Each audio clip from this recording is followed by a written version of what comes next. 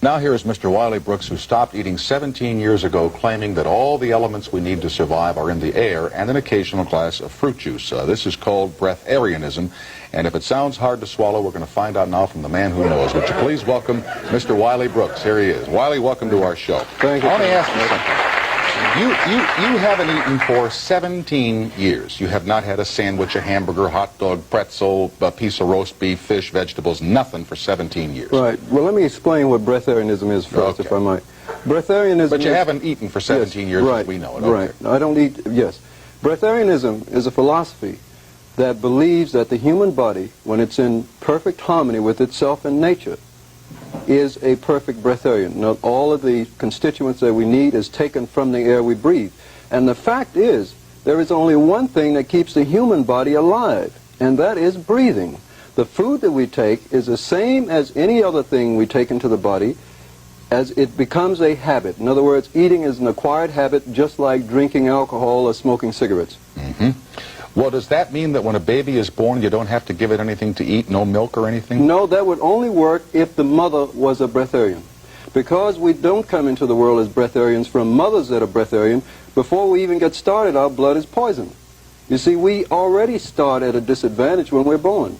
So because of that, a person needs to be an adult, and that's why I don't even lecture people who are young about being a breatharian. First, you must kick the habit of eating. You see, we've done... Yes, that's right. How did you kick it? Yes. Well, in my case, I had a real good reason for wanting to do it, and that's the reason, that is the thing that will help anyone. You go to a bad restaurant every night, that'd do it, wouldn't it? That helps too, yeah. Right. But my main reason was that I was getting old, you know, and I was, my hair was falling out, and my father bald very early, and of course the answer was that it's hereditary. And I hear that all the time. Every time a person stumps his toe, it's hereditary, you see. But I didn't accept that. So I did not want to get old. I was at 28 at the time, and I'm almost 50 now. Well, 46. So, and I decided... Let me tell you how you're killing me, say, and would you believe, Tom, I'm 97 years old. I said, holy cow, look at this guy, this is unbelievable, you know? Well, I like to say that sometimes, but the feeling is, and what I found to be an important thing to inspire people to look into this, is the fact that all of the things we've heard about, we must get old, and we must get weak. And I think I heard when I was a younger person that a man is twice a child and once a man. And that is not the case. When a person gets older and wiser, he should get younger. He should not die in an unhealthy body. And this is very important. The issue here is not whether I want to die early or whether I will live a long time or not, and that comes up all the time. But the quality of life that I live is the most important thing. And there is no way of having perfect health or perfect happiness without having perfect health. So, do you do a lot of deep breathing and things to get the whatever is in the air that's good for you into your system? No, I don't have to do that. And one of the reasons why I was insistent on finding out how the body worked is because I had always heard that the human body was created by the Creator in perfection. And obviously, if something is created perfect, there's nothing you can do to it but make it less perfect. And that's exactly what man has done. The body was created perfect. It needed nothing but the breath of life which comes from the creative source, God or universal intelligence or whatever name you want to put on it. In that state, man was perfect, and all that we have done to it is that we have taken it from that perfect state to a lower point of consciousness. And that is why our environments and everything that is in our lives are where they are, because of the quality of our blood. You live in Boulder, Colorado. Yes, that's true. They have nice air there, you know what I mean? Yes, that's right. What if you live, forgive me, now this is a great city I'm going to mention. Yes, I understand. What if you live in Secaucus, New Jersey? You know, I mean... It would be a problem. Oh, what?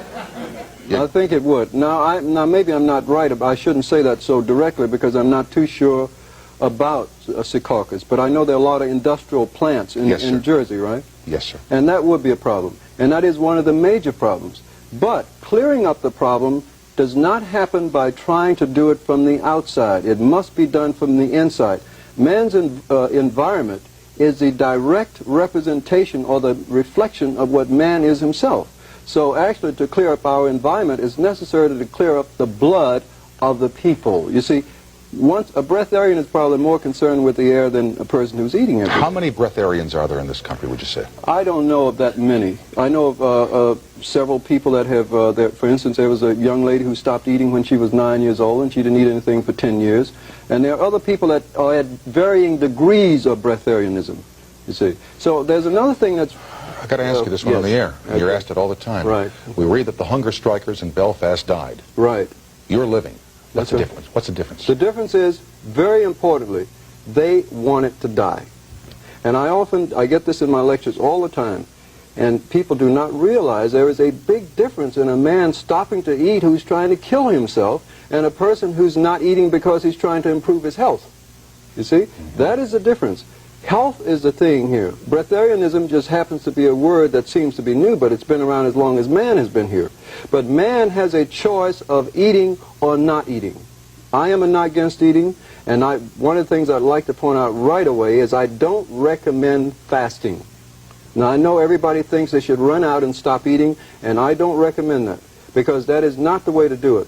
The body has to adjust gradually and retrace itself back to the original state of health, which was breatharianism. That's the way I view it. I figure in 25 or 30 years I'll, make the adjustment to where I... Do you ever... I guess you don't get hungry anymore. No, when you walk on the streets and smell things being cooked, you doesn't mean a thing, and I can tell you why. It's very simple. If we have an automobile, we have a gauge on it that says empty and full. If the automobile is full of gas, is there any need to put any more in it? No. So the meter says full. Same thing with me. Your meter's full. The appetite says one thing. That's right. The appetite says one thing. Your body is lacking energy to keep it balanced properly. Now, when you have satisfied that balance in your system by whatever method you might use, the body has no appetite. So there's no reason to eat. I don't have a lot of time here, but what happens when somebody invites you out to dinner? No, I mean, eating is a social thing, too. You know what I mean? Absolutely. Tom, I'd like to point out here that is the most difficult thing about becoming a breatharian. It is, because not only is it, it's hard for a person to go out and do that, from my side, but even when I learned to cope with that, I found that I still had difficulty because everybody who knew me would feel guilty about eating all the time. And they shouldn't, because you're fine. Exactly. All right. Thank you for being with us tonight, Wiley. My pleasure. Keep going. Happy holidays to you. Thank you. We will continue right after these announcements. Tomorrow night again, Mr. George Allen, the former football coach, and Susan St. James, the present actress. Thank you all for being with us here in New York. Saturday, it's two blonde...